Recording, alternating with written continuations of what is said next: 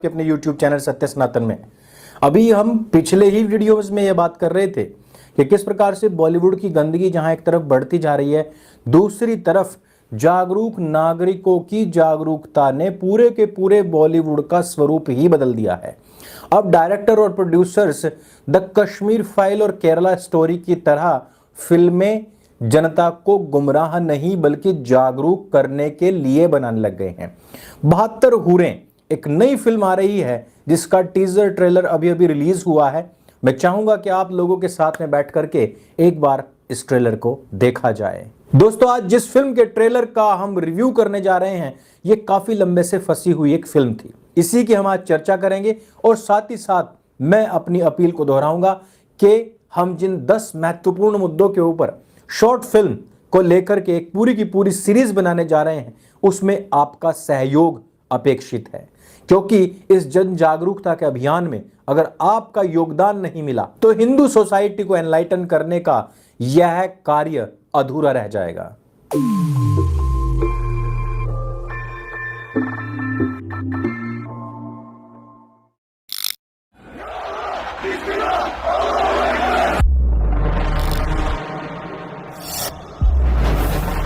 तुमने जो जिहाद का रास्ता चुना है वो रास्ता तुम लोगों को सीधा जन्नत में लेकर जाएगा।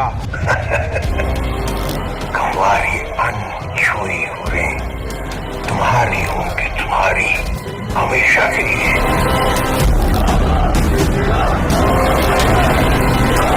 बात करिए।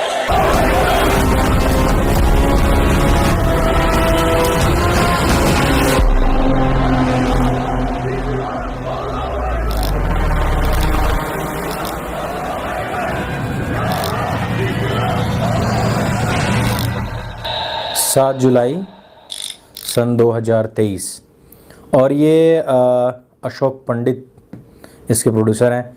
भाई इस छोटे से टीज़र में ही ना जितने भी मतलब इस तरीके की जहनियत के लोग या फिर 72 हुरों की जो तैयारी करने वाले लोग हैं इनकी ना फाड़ दी होगी कम से कम इतनी। और उसका रीज़न है कि आपको पता होगा कि जब फिल्म उरी आई थी और ये 2019 में शायद ये फिल्म आई थी 18-19 में ही, और इसमें एक डायलॉग हुआ करता था 72 हुरों वाला। तो आपको पता होगा कि दबाव बना करके उस टाइम सेंसर बोर्ड के ऊपर ये 72 हूर वाला डायलॉग निकलवा दिया गया था। अपनी 72 हूरों को हमारा सलाम बोलना, कहना दावत पर इंतजार करें, आज बहुत सारे मेहमान भेजने वाले हैं। जबकि उसमें विक्की कौशल जो होता है जिस रोल को वो अदा कर रहा है वो पाकिस्तानी आतंकवादियों और सैनिकों के द्वारा जो जॉइंट मिशन चलाए गए थे भारत के खिलाफ, उन लोगों को जब पकड़ा गया था उनमें आतंकवादियों को, उनको बोल रहा था। और उसके बाद में विक्की कौशल उस व्यक्ति को बम से उड़ा देता है। बहुत बार ये बात उठी है कि इन आतंकवादियों को पकड़ो और तुरंत इनके ऊपर मिट्टी तेल डाल करके या सुअर की चर्बी डाल करके कूड़े करकट में दबा करके जला देना चाहिए, क्योंकि ये लोग 72 हूरों के लिए ही सारे काम करते हैं। निर्ममता के साथ में हत्या की गई थी श्रद्धा वालकर की। और उसके बाद में आफ्ताब ने जब पकड़ा गया तो बाद में क्या कहा कि मुझे जन्नत मिलेगी। और ये कहां जाएंगे जन्नत के बाद में? 72 हूरों के पास में। एक आतंकवादी था जिसने कि अपने प्राइवेट पार्ट स्टील के कवच से ढक लिए थे कि अगर मैं इस फिदाइन बम हमले में फट भी गया तो भी मेरे प्राइवेट पार्ट्स बच जाएंगे, क्योंकि मुझे 72 हूरों के साथ में जाकर के सेक्स करना है। अभी कुछ दिन पहले ही तमिलनाडु के बम धमाके में एक व्यक्ति पकड़ा गया था जिसने पूरे शरीर को सेव किया हुआ था, शेविंग जो करते हैं, तो उसने सारे बाल हटाए हुए थे। और उसका रीज़न ये था कि मरने के बाद उसको 72 हूरों के पास में डायरेक्ट डिलीवर करेंगे अल्लाह, और वहां फिर जाते उसको अपना काम शुरू करना है। ये 72 हूरों वाला जो कॉन्सेप्ट है ये कोई मिथ नहीं है। ये भारतीय जितने भी आपको मौलाना मोमिन मिलेंगे ये इसको डिनाई करेंगे, लेकिन इस्लामिक कंट्रीज में अगर मुस्लिमों से बात की जाए तो वो इसको एक्सेप्ट करते हैं, इसके ऊपर बड़ी बड़ी तकरीरें करते हैं। मैंने पिछले वीडियो में सना खान के विषय में जो बात की थी उसके ऊपर बात करते हुए एक मौलाना क्या कह रहा है आप उसको ध्यान से सुनिए। मौलाना साहब बहुत खुश होंगे। मौलाना साहब कहेंगे अल्लाह ने इस्लाम पर चलने का बदला मुझे दुनिया में ही दे दिया। आखिरत में हूर की जरूरत नहीं भी मिली तो कोई टेंशन नहीं है मुफ्ती साहब। अब इन्होंने तो साफ कह दिया कि भाई मौलाना अनस को 72 में से एक जीते जी यहीं इस धरती पर ही हूर मिल गई है। और ये कोई ऐरे गहरे नथु खैरे चलते फिरते वो मौलाना नहीं है जैसे भारत में है। ये बकरे जैसी दाढ़ी पैदा करके डिबेट्स में बैठने वाले, और इनको भी रिजवान अहमद जैसे लोग तो चलते फिरते थपड़ा देते हैं। ऐसे ऐसे मौलाना नहीं है ये बहुत मान्य मौलाना है जिनके मुंह से अगर कोई शब्द निकल जाता है तो फतवा मान लिया जाता है। उसको अमल में लाने के लिए एड़ी चोटी का जोर लगा दिया जाता है।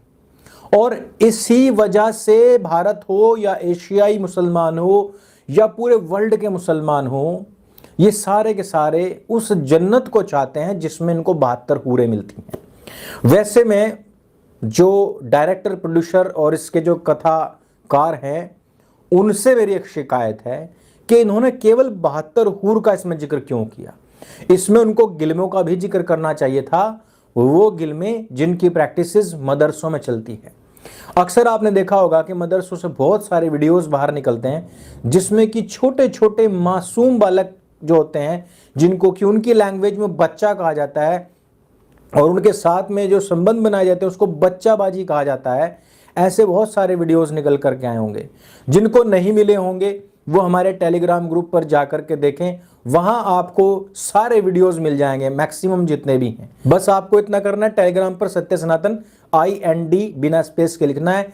सबसे ऊपर जो भी ग्रुप आएगा वो हमारा होगा। इस पर तकरीबन 37-38,000 सब्सक्राइबर्स अभी भी हैं। इस पर जाकर के आप सारे वीडियोस, पोस्ट और रेयर बुक्स की PDF भी डाउनलोड कर सकते हैं। दोस्तों, ये 72 हूर जो फिल्म आ रही है, ये एक के बाद एक अगली ऐसी चोट रहेगी उन लोगों के ऊपर जिनकी मानसिकता जिहादी है। अभी हमने देखा था द कश्मीर फाइल्स आई, उसके बाद में केरला स्टोरी आई, उसके बाद में अजमेर फाइल्स और अजमेर 92 दो फिल्मों की घोषणा हुई जिन पर कि काम चल रहा है। उसके बाद में वीर सावरकर जी के ऊपर फिल्म आ रही है, उसकी घोषणा हुई, और अब 72 हूरे। और ये प्रक्रम कोई रुकने वाला नहीं है।